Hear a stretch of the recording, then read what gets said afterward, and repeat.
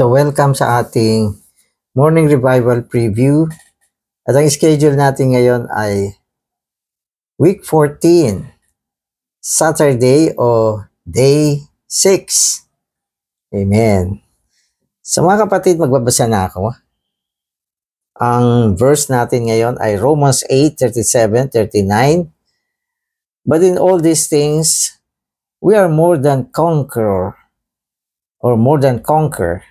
through him who loved us, for I am persuaded that neither death nor life, nor angels nor principalities, nor things present nor things to come, nor power, nor height, nor depth, nor any other creature will be able to separate us from the love of God, which is in Christ Jesus our Lord. So dito, binibigyan tayo ng isang malalim na impression na talagang imposibleng maihiwalay tayo. Imposibleng maihiwalay tayo sa pag-ibig ng Diyos.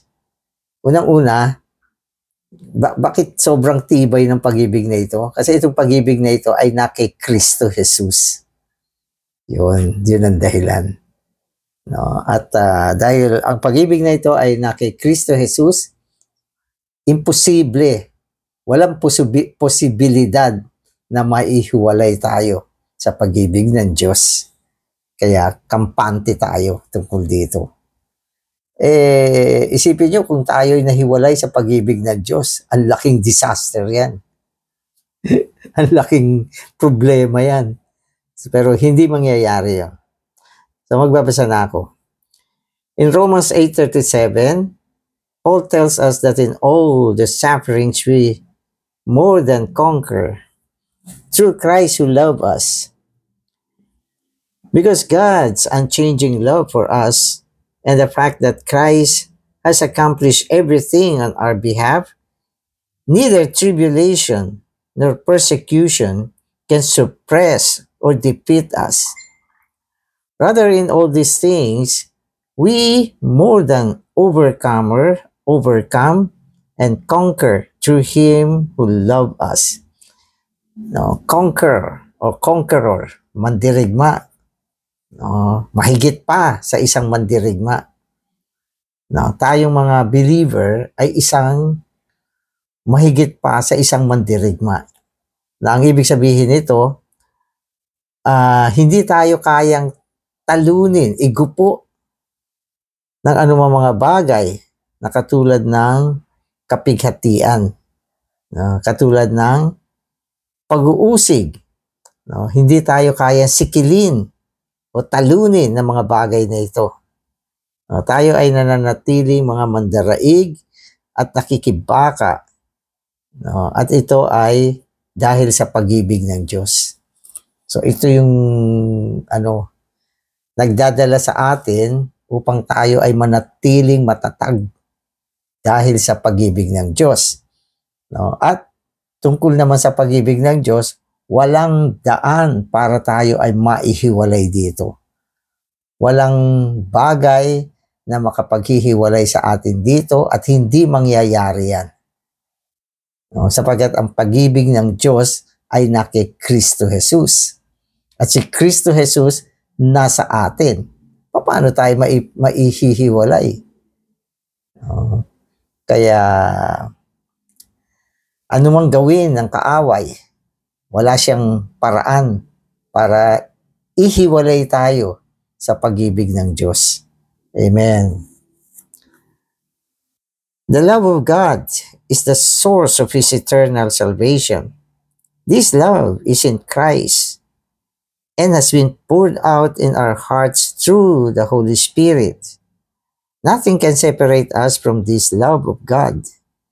In God's salvation, this love to us has become the love of Christ, which does many marvelous things for us through the grace of Christ until God's complete salvation is accomplished in us. Amen. So, yung topic talaga natin, puro love of God. Sabi niya, yung pag-ibig ng Diyos ang pinagmula ng ating walang hanggang kaligtasan. So, yun yung pwede natin sabihin, bakit tayo niligtas ng Diyos? Dahil sa pag-ibig. Yun ang pinakamotibo ng pagliligtas niya sa atin. Pwede bang hindi niya tayo iligtas? Pwede naman. Pwede naman siya lumikha ng panibagong mga tao at pabayan na lang tayo. Pero hindi niya kayang gawin dahil sa pag-ibig ng Diyos. Itong pag-ibig ng Diyos ay ang Diyos mismo na nakikristo at naidala tungo sa atin. Ang naidala tungo sa atin, hindi lang yung pag-ibig ng Diyos na nakikristo, kundi ang Diyos bilang pag-ibig na naidala sa atin. At ito ay sa pamamagitan ng Espiritu. Amen. At sinasabi sa atin, dahil sa pag-ibig ng Diyos, marami mga nakakahangang bagay, kahangahangang bagay, kagilagilalas na mga bagay, na ginawa ng Diyos sa pamamagitan ng biyaya. So sa pamamagitan ng kanyang biyaya, ang kanyang kaligtasan tungo sa atin ay nakumpleto. Kaya yung kaligtasan natin, una, ang pinagmulan ay ang pag-ibig ng Diyos. Pagkatapos itong pag-ibig ng Diyos, dinala sa loob natin sa pamamagitan ni Kristo. At itong pag-ibig ng Diyos ay naging assurance o security ng ating salvation. At dahil sa pag-ibig ng Diyos, yung biyaya niya gumawa upang bigyan tayo ng isang kumpletong kaligtasan. Kaya magkakarugtong siya. Pag-ibig ng Diyos, kaligtasan, ang biyaya. Lahat ito may mga kaugnayan sa isa't isa. So yung source o motibo, ang pag-ibig ng Diyos. At itong relasyon natin ay secured. Ibig sabihin, may katiyakan siya. May katiyakan siya na hindi na tayo mahihiwalay sa pag-ibig na ito. At itong pag-ibig ng Diyos ay dinala tungo sa atin. At dahil sa pag-ibig ng Diyos, gumawa ang biyaya upang bigyan tayo ng isang kumpletong kaligtasan. Kaya magkakaugnay siya. Amen. This marvelous thing provoked God's enemy to attack us with all kinds of sufferings and calamities. However, because of our response to the love of God in Christ, these attacks have become benefits to us. Hence, we more than conquer in all our afflictions and calamities. Amen. So, yung mga connection kasi rito may mga sequence. Halimbawa, dahil sa pag-ibig ng Diyos sa atin, ayaw ni Satanas ito. Gusto niya magkaroon ng paghihiwalay. Dahil alam ni Satanas na tayo ay napoproteksyonan ng pag-ibig ng Diyos. Kaya anong nangyayari? Gumagawa siya ng mga kalamidad laban sa atin, pag-uusig, mga kapighatian. Pero kalaunan, ito mga negatibong bagay ay naging pakinabang sa atin. Kasi dahil dyan, tayo ay naging mga mandirigma. At ang ating pagiging mandirigma ay isang more than, mahigit pang mandirigma tayo. At ito ay dahilan sa pag-ibig ng Diyos. Hindi tayo pwedeng igupo, ibagsak ng anumang mga pag-uusig, ng anumang mga kapighatian, ng anumang mga kalamidad, na nanatili tayong mahigit pa sa mga nakikibaka. So, ganyan ang believer, ganyan ang Kristiyano. Amen. So, yung mga negatibong bagay, naging pakinabang pa sa atin yan. Kasi kung walang negatibong bagay, wala kang kalaban. Kung wala kang kalaban, ibig sabihin, hindi ka mukhang mandirigma. No? Kaya ang ating pagiging mas mahigit pang mandirigma, no, ay ang sitwasyon na kung saan hindi tayo kayang ibagsak, no, durugin o sikilin ng mga negatibong bagay. Amen. We are God's beloved ones, and nothing can separate us from His love. Once God loves us, He loves us forever with an eternal, inseparable love. Therefore, God's salvation is secured by His love. This means that our eternal security is the love of God. We may be assured that nothing will separate us from the love of God, because this love does not derive from us or depend on us, but is derived from God and depends on Him. This love was initiated by God in eternity. Amen. Ang Diyos kasi natin, napakahusay, napakatalino. Diba? Sa nagdaang walang hanggan, inibig na niya tayo. Bago pa tayo umiral, inibig na niya tayo. Ang kanyang pag-ibig ay nagmula pa noong nagdaang walang hanggan, at ito ay iiral hanggang sa darating na walang hanggan. So, ganun ka-stable yung pag-ibig ng Diyos. No? At dahil sa pag-ibig na ito, nagkaroon ng kasiguraduhan ang kanyang kaligtasan sa atin. Kumbaga sa sinelyuhan ng pag-ibig ng Diyos. Hindi pwedeng mawala itong kaligtasan natin. Kasi ito ay batay sa pag-ibig ng Diyos. Kaya ganun katibay yung kaligtasan natin. Pwede natin yung seguridad ng ating kaligtasan ay ang pag-ibig ng Diyos na kailanman hindi magbabago. Kaya matulog tayo ng maayos. Huwag tayo mag-isip na, kung minsan nakakagawa tayo ng hindi maganda, baka ayawan na tayo ng Diyos. Kunin na niya yung kaligtasan sa atin, mapahamak tayo. Never na mangyayari yung ganun. Amen. In Romans 8:39, Paul points out that the inseparable love, so ang ganda nung ginamit niyang salita sa pag-ibig, inseparable love. Kahapon, ang ginamit niya ay pumipilit na pag-ibig, makapangyarihan, na dadala tayo kung saan gusto, may puwersa siya. Ngayon naman, sabi niya, inseparable love. Isang pag-ibig na walang hiwalayan. Hindi mapaghihiwalay. Kaya dito sa mundo, bakit naghihiwalay ang mga tao, ang mag-asawa? Kasi hindi siya dibino. Hindi dibinong pag-ibig. Kaya ang pag-ibig ng tao ay mahina. No? Pwede ka maihiwalay mula sa pag-ibig ng tao. O minsan, siguro, mahal ka nga ng tao. Kung nawala na yung tao, o di nahiwalay ka din sa pag-ibig ng tao.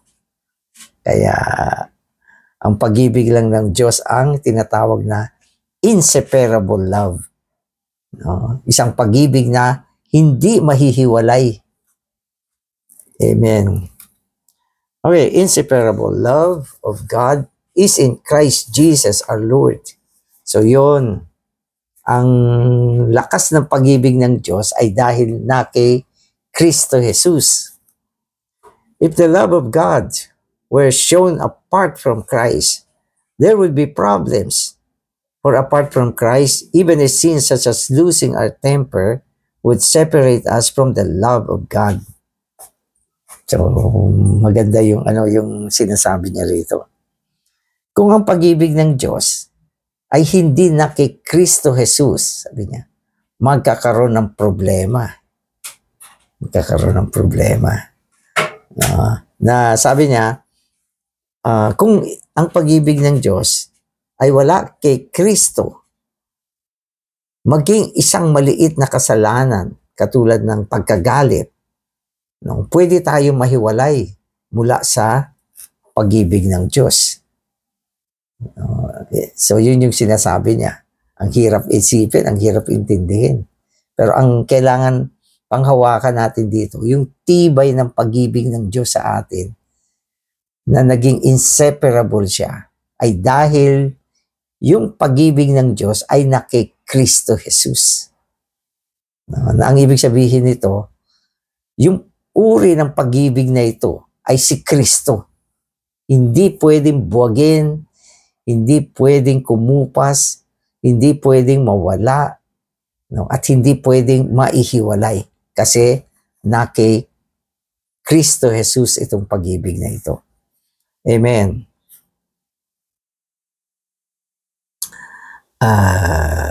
However, the love of God is not only the love of God itself, but the love of God which is in Christ Jesus. Because the love of God is in Christ Jesus, we may be assured that nothing can separate us from it. O yun, paulit-ulit. Basta ganun. No? Hindi tayo maihihiwalay sa pag-ibig na ito kasi itong pag-ibig na ito ay na kay Kristo Jesus. Period. God's salvation in Christ has saved us to the extent that, on the one hand, we are in God's acceptance, enjoying the source of this salvation. Okay. So, tayo ay naligtas, okay, hanggang umaabot ito na tayo ay tinatanggap ng Diyos. Okay? At tinatamasa ang pinagmulan ng kaligtasan. So, ganun ang epekto. So, yung salvation natin, umabot siya sa punto na tinanggap tayo ng Diyos. No? At ito ay dahil ang source ng salvation ay ang pag-ibig ng Diyos. Amen. Okay. From which we cannot be separated by any person, matter, or thing. And on the other hand, okay, sabi naman niya rito, we are in God's life, being conformed by the Lord's Spirit to reach the ultimate goal of this salvation, that is to enter into the incomparable divine glory and be glorified together with God. No? So yung isang assurance naman ng salvation natin ay yung buhay. No? Dahil ang kaligtasan natin ay nasa buhay ng Diyos. No? Kaya dahil dyan, umaabot yung ating kaligtasan, no, sa pinaka ultimate hangganan o pinakaruro ng kaligtasan, no, na kung saan umaabot siya, okay, sa isang punto na tayo ay makakapasok sa walang katulad na dibinong kaluwalhatian upang tayo ay mailuwalhati kasama ang Diyos. Amen. So the first 8 chapters of Romans reveal that Christ has divinity and eternal deity, and that the divine person of Christ is in the Godhead. These chapters also show that this Christ, who has the Godhead, became a man as the seed of David, that he passed through the process of human living, death, and resurrection, thereby accomplishing God's redemption and entering into God's glory, and that through these processes, he was eventually consummated to become the Spirit of Christ, who is the Spirit of God, the Spirit of life, and the reality, the essence of this wonderful Christ. Amen. So ang haba ng ng inabot nito, na sinasabi dito, ang isang punto, okay, na kailangan makita natin ay si Kristo ay merong pagkaulo. No, si Kristo ay merong pagkaulo, na ang ibig sabihin, siya ay kaisa o isa sa mga tres-unong Diyos. No, kasi yung pagkaulo, ito ay tumutukoy sa Ama, Anak at Espiritu. So meron si Kristo niyan. No? At itong Kristo na ito, na may pagkaulo, no? Isang araw ay naging isang tao at dumaan sa mga proseso, no? Sa proseso ng pagiging tao, pagkapako sa krus, pagkabuhay na muli, hanggang sa siya ay naging espiritong nagbibigay buhay, no? Upang siya ay makapasok sa atin. At ang espiritong ito ay espiritu ng buhay, espiritu ng realidad.